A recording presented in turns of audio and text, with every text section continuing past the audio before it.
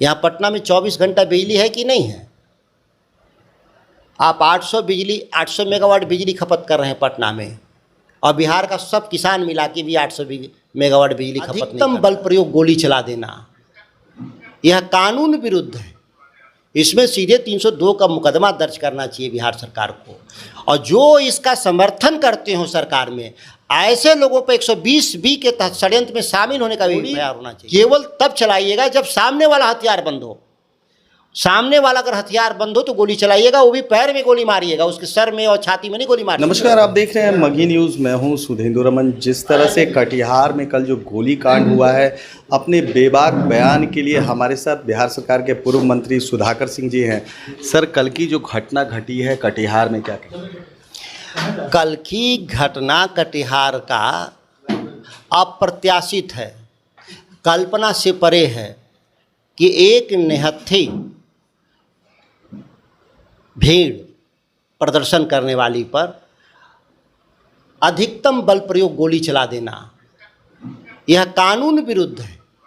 इसमें सीधे 302 का मुकदमा दर्ज करना चाहिए बिहार सरकार को। और जो इसका समर्थन करते हो सरकार में, ऐसे लोगों पर 120B के तहत षड्यंत्र में शामिल होने का भी तैयार होना चाहिए। ऊर्जा मंत्री विजेंद्र यादव ये कह रहे हैं कि अगर लाठी चलाइएगा, पत्थर बरसाइएगा तो गोली चलेगी। ये कानून में लिखा होगा। विजेंद्र यादव जी अगर साबित कर देंगे कि कानून में लिखा है तो मैं इस्तीफा दे दूंगा राजनीति से। लाठी, आप प्रदर्शनकारियों पे अधिक से अधिक लाठी चार्ज कर सकते हैं, गैस के गोले छोड़ सकते हैं, वाटर कैनन, पानी, सुप्रीम कोर्ट का उसमें नियम बना हुआ है। गोली केवल तब चलाइएगा जब सामने वाला हथियार बंद हो। सामने वाला अगर हथियार बंद हो तो गोली चलाइएगा, वो भी पैर में गोली मारिएगा, उसके सर में और छाती में नहीं गोली मार सकते। आप तो छाती और सर में गोली मार दिए। ये तो दुनिया में जहाँ तानाशाहों की सरकार है, इतना कड़ा एक्शन नहीं लेती जो आप ले रहे हैं।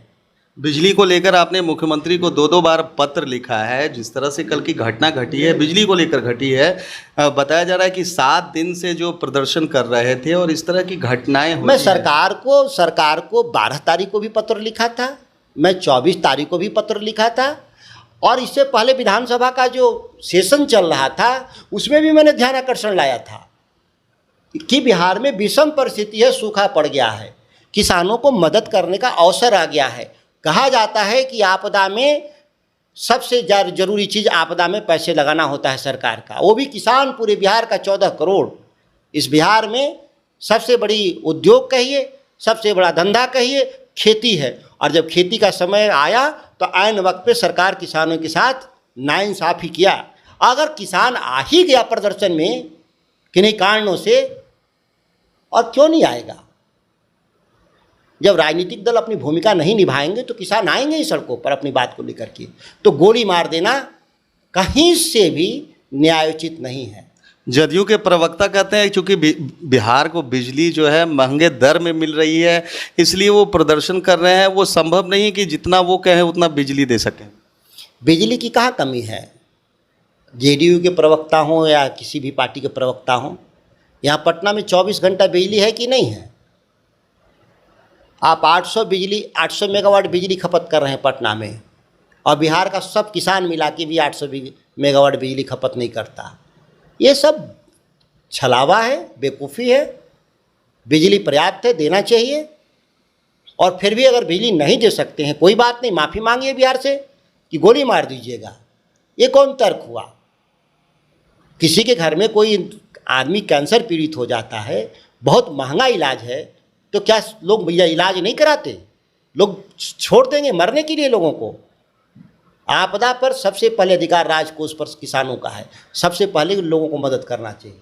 क्या लग रहा है कि दोषी जो पदाधिकारी हैं उन पर कोई कार्रवाई होगी?